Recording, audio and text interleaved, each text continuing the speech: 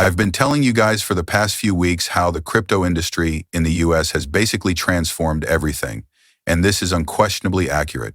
You people don't have to adopt my perspective, in my opinion. Some of the headline stories about cryptocurrency in the US that have been published in recent weeks are plainly observable. I mean, it seems like the US is now genuinely committed to become a center for cryptocurrency, and why wouldn't they take that seriously? It makes sense for the US to finally get their act together and declare that's it, even though we do see the entire world essentially aligning with crypto and adoption. We must confirm that we support this.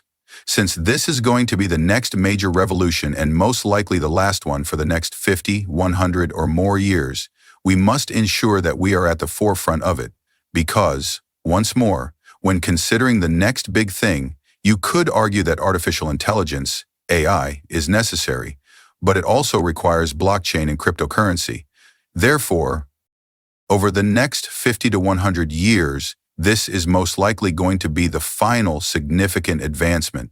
But having said that, let's truly discuss a lot of current events in this area, particularly those involving Ripple and XRP, since we received confirmation from Brad Garlinghouse, the CEO of Ripple, on what's going on at the moment. Hey, it's quite significant, particularly with relation to XRP. So everyone, welcome to the channel. Nick is my name.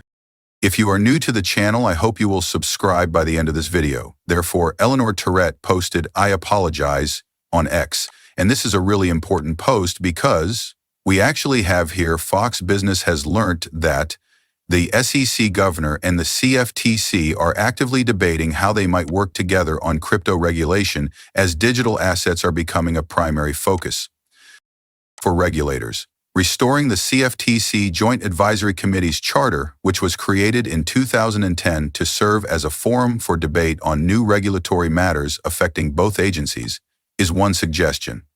As you are all aware, the committee has not been in operation since 2014.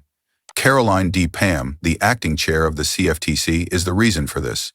Acting chair who traveled to San Francisco to meet with Brad Garlinghouse and Ripple.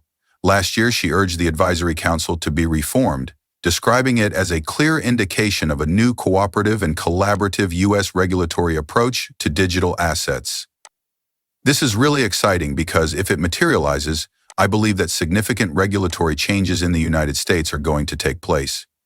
Additionally, keep in mind that the CFTC's cooperation with Ripple has already been confirmed. As previously said, we also know that Caroline did meet with Ripple and proceed to the Ripple offices. Therefore, it is reasonable to anticipate that the case against Ripple would probably be abandoned entirely and thrown out if this were to occur. Therefore, that would be a huge plus.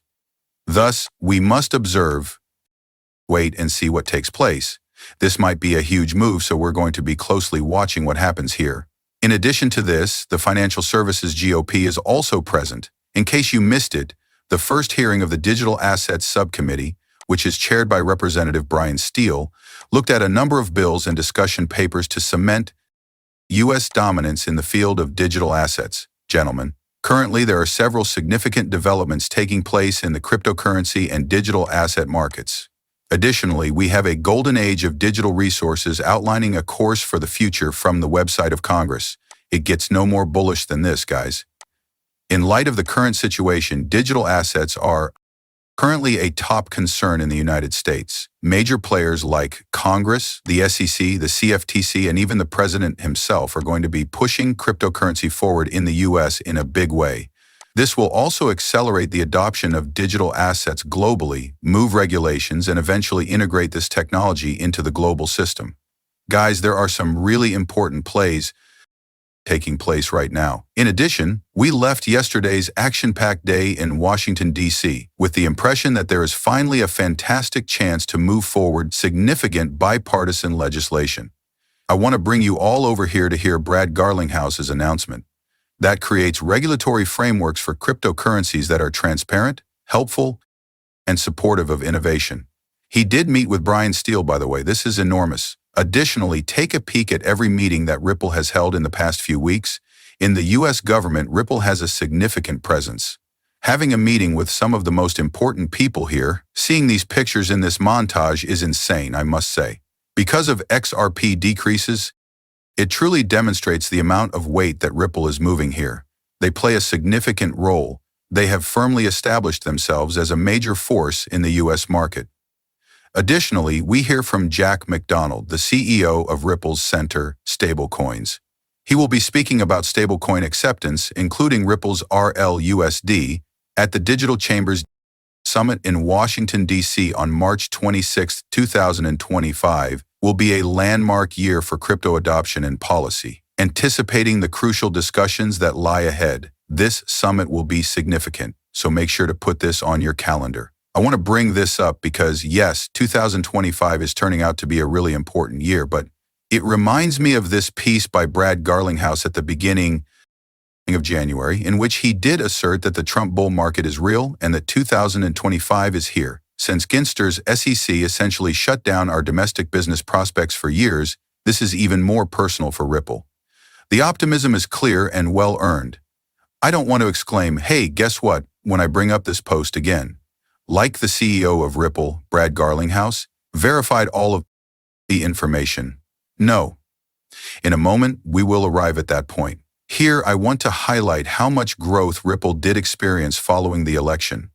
Given how many people they hired and how many deals they signed, it was really important.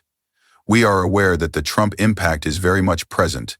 Brad Garlinghouse even referred to it as the Trump effect.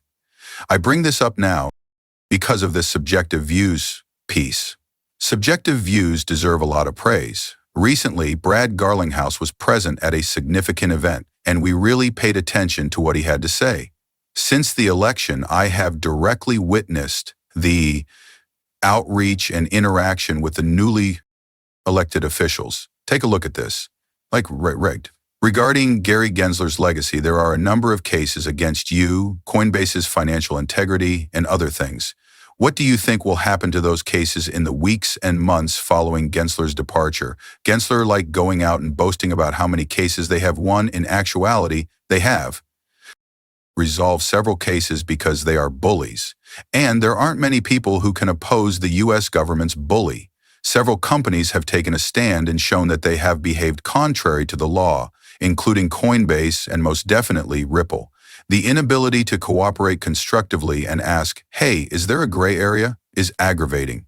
Does this pass the Howey test? Does it pass the 1,946 test? Somewhere around 46 or 48, I believe. Is it logical? Since the election, I have seen firsthand how genuine the outreach and involvement are with those taking office, and they are attempting to figure out how to make this work. In my opinion, a market structure bill will be introduced in the U.S. For others, market structure means, it's FIT 21, which was the one with the greatest advancements. In the first 6 months, I believe a derivative of FIT 21 will pass. Executive orders pertaining to SAB 121 and some of the choke point 2 issues are likely to be issued on the first day. In a lot of ways, I believe it will happen soon. You truly believe that from day one? I believe executive directives pertaining to cryptocurrency will be issued on the first day. All right, of course. And now on top of this, watch the video to hear Ripple's CEO Brad Garlinghouse discuss the Trump effect and brace yourself for a pro-crypto presidency in 2025. Maybe I'll come to you, Brad, Richard. Although we've already heard a little bit on the Trump factor today, I believe that everyone in the room would be curious to hear your point of view. In light of the regulatory environment discussion, could you maybe provide